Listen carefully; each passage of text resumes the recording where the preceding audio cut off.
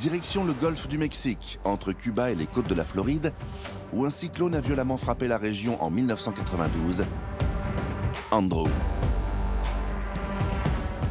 Tout a commencé par la formation d'un cyclone classique.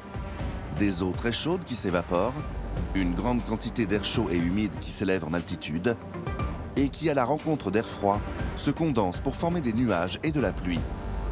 Mais Andrew s'est alors déplacé vers les eaux très chaudes des Bahamas et a gagné en puissance. En 24 heures, il s'est transformé en cyclone de catégorie 5, le niveau le plus élevé dans l'échelle de classification des ouragans.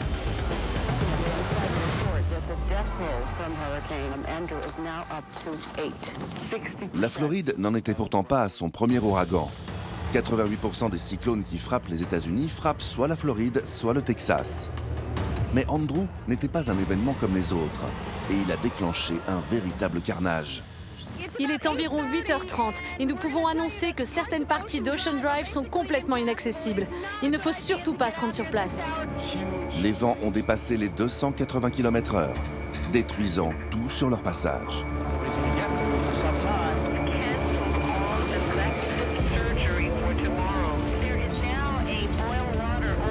En à peine 12 heures, Andrew a traversé la Floride et la Louisiane et a détruit des milliers de maisons. Même les bâtiments les plus solides n'ont pas pu résister à la puissance du cyclone. Le pire a été pour les milliers d'habitants qui vivaient dans des mobil-homes. Celles qui se trouvaient sur la trajectoire d'Andrew n'ont eu aucune chance. Réduites en miettes en un clin d'œil, des familles entières ont tout perdu. Et on estime que 25 000 personnes ont définitivement quitté la Floride après le passage du cyclone. Les écosystèmes ont eux aussi subi la fureur d'Andrew. Dans le parc national des Everglades, plus de 30 000 hectares de forêt ont été dévastés.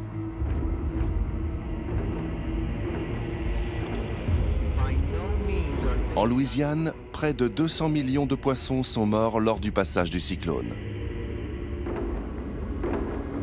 Et on estime que 15 000 bateaux ont été détruits en à peine quelques heures. L'industrie locale de la pêche reste encore aujourd'hui marquée par l'événement. Mais comme tous les cyclones, alimentés par les eaux chaudes des océans, Andrew s'est éloigné petit à petit de sa source principale d'énergie en progressant à l'intérieur des terres et a fini par arrêter sa course folle. Mais le drame n'était pas pour autant terminé. La violence du phénomène a entraîné la formation de plus de 60 tornades qui ont dévasté les États voisins. À l'hôpital, les victimes de l'ouragan Andrew arrivent par dizaines.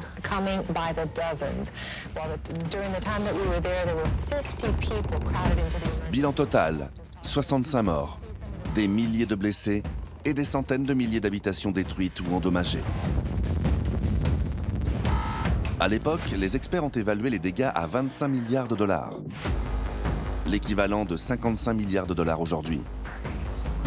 Andrew fait partie des ouragans les plus destructeurs de l'histoire des États-Unis.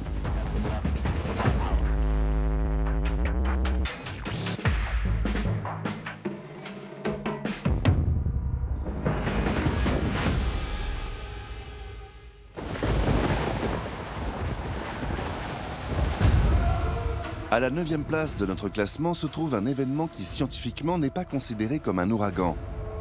La tempête qui a frappé la Grande-Bretagne et la France en 1987. À l'origine de l'événement, une dépression formée au sud de l'Europe qui s'est déplacée vers les côtes de la Bretagne et du sud de l'Angleterre. Sa puissance était telle que la tempête sera surnommée plus tard l'ouragan de 1987. Pourtant, à l'époque, Michael Fish, le présentateur météo vedette de la BBC, tente de rassurer la population dans le journal du soir. Vous avez peut-être entendu qu'un ouragan est en train d'arriver. Si vous nous regardez, rassurez-vous, il n'y en a pas. Et pourtant, quelques heures plus tard, la tempête arrive.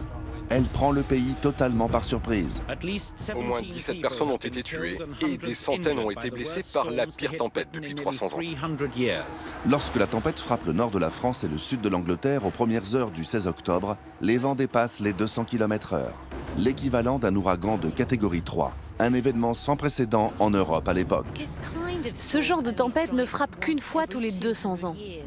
L'origine de ces vents violents, un phénomène encore inconnu à l'époque qui sera baptisé plus tard le Stingjet. Le Stingjet se produit lorsque de l'air très froid frappe le front chaud d'une tempête. La rencontre entre ces masses d'air déforme la perturbation et amplifie sa puissance. Bilan, des milliers de bâtiments endommagés, des naufrages de dizaines de navires en France et en Angleterre, et plus de 15 millions d'arbres déracinés, un chiffre si élevé qu'il ébranle même le marché mondial du bois.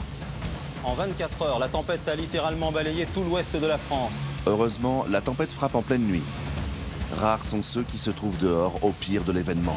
Zone entièrement dévastée, arbres et toitures arrachées, bateaux à la 18 dérive. personnes trouvent la mort au Royaume-Uni et 22 en France.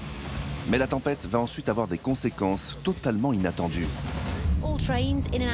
Le lendemain matin, vendredi 16 octobre, les transports britanniques sont paralysés. Impossible pour les Londoniens de se rendre au travail. Conséquence, la bourse de Londres est obligée de fermer ses portes plus tôt pour le week-end. Mais ce jour-là, les bourses étrangères sont justement en train de plonger. L'impossibilité pour les traders anglais de réagir va précipiter les marchés financiers dans une spirale infernale. Le lundi suivant, le monde fait face à l'un des krachs boursiers les plus violents de l'histoire, connu comme le lundi noir. Dans les quelques jours qui suivent la tempête, plus de 4 000 milliards de dollars disparaissent en fumée. Si l'on attribue ne serait-ce qu'une petite portion des pertes colossales constatées lors du lundi noir à la tempête de 1987, l'événement peut être considéré, et de très loin, comme la tempête la plus coûteuse de l'histoire de l'humanité.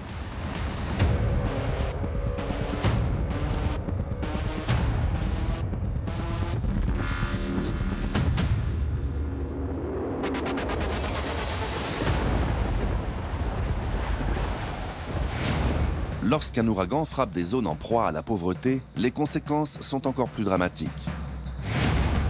C'est ce qui s'est passé pour le numéro 8 de notre classement qui a frappé le Mozambique, le Zimbabwe et le Malawi en 2019, le cyclone Idai. La plupart du temps, les cyclones se forment au-dessus des eaux de l'océan Indien, s'approchent des côtes africaines, puis repartent vers l'ouest. Mais Idai, en orange, a changé sa trajectoire et fait demi-tour pour frapper le continent. Pendant 2 semaines en mars 2019, la tempête tropicale devenue cyclone a terrorisé le Mozambique, le Zimbabwe et le Malawi. Les vents ont atteint les 190 km/h. Les maisons en bois ou en tôle n'ont pas pu résister à la fureur de Idai. Le bilan est dramatique. Des centaines de milliers de maisons détruites, des millions de personnes sans abri, et plus d'1 millier de morts, souvent frappés de plein fouet par des débris de maisons détruites par le cyclone. Des chiffres sans doute sous-évalués. Le chaos qui régnait sur place rendait un décompte précis impossible à obtenir. Les dégâts les plus graves ont été causés par les inondations qui ont suivi le passage de Idai. À l'époque, l'Afrique australe subit une sécheresse importante et un sol très sec se révèle incapable d'absorber des précipitations soudaines et en grande quantité. Or, les ouragans aspirent d'énormes volumes d'eau au-dessus de la mer, et tôt ou tard, ce qui monte doit redescendre.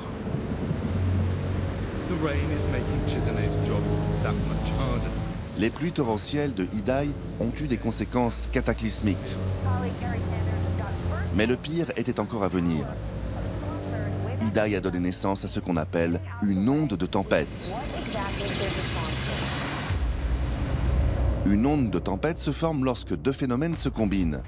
Des vents violents qui poussent les eaux de surface vers la côte et des masses d'air à basse pression qui provoquent une élévation du niveau de la mer. Conséquence, l'océan déferle alors sur des centaines de kilomètres à l'intérieur des terres. Ça, c'est une onde de tempête. C'est une crue éclair qui se déplace extrêmement rapidement. Au Mozambique, une onde de tempête de 4,50 m de hauteur a frappé la région. Les inondations ont été telles qu'elles étaient visibles depuis l'espace. Des villes entières se sont retrouvées coupées du monde. Et Beira, l'une des plus grandes villes du pays, a tout simplement été quasiment entièrement détruite. Les infrastructures ont été anéanties. Le pays a été dévasté. Et la vie des gens a été complètement détruite. Le cyclone tropical Kenneth a frappé les Comores à l'est de l'Afrique.